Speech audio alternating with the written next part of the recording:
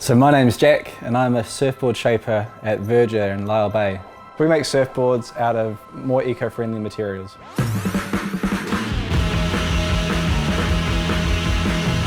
In general, surfers are really in tune with the environment. They'll do anything they can to protect it and reduce their environmental impact. The amount of time they're spending in the ocean, they don't want to do anything that's going to affect it negatively.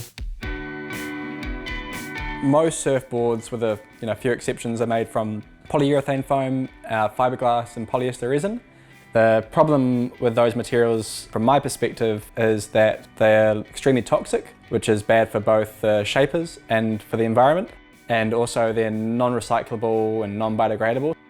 We sort of looked at that and were interested in trying to switch out those materials, try and make a product that has the same sort of performance characteristics that people are accustomed to, but try and reproduce that using materials that are either recycled or plant-based or recyclable or biodegradable. Where we're at now is we're just working on our kind of final construction, and that's using a plant-based foam which is made from cornstarch. We then put an outer layer of hemp around that foam as a reinforcement layer, and that hemp's all completely organic. And then we put a layer of wood on top, and we're currently using and intend to keep using locally grown paulownia.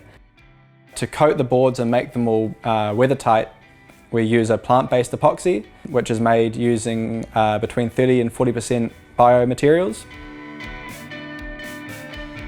A lot of our processes now are automated, which is great. It allows us to make more boards. It's near impossible to automate some of the finishing stages and get the machines to do all those really fine detail work. That's what sort of, I think, keeps the art alive in the surfboard manufacturing space.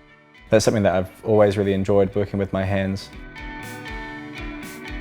We've always really looked deeply into the materials that we use to produce the products that we make, try to understand how they're made and how they're, in lots of cases, grown, in the case of the timber and the hemp that we use to make the boards. But we've never really thought too much about the tools that we use. This collaboration has been quite inspiring to me, as I never thought a company as big as Bosch would share the same environmental values as I did. Really surprised and impressed to hear that they've actually been carbon neutral since 2020 and have more plans to reduce their carbon emissions, which is really impressive for a company that size who are producing so many products annually. It's really cool, I think, that the products both work and help us in our production process. We both produce products that last a long time, and we're both doing our best to keep our environmental impact to a minimum.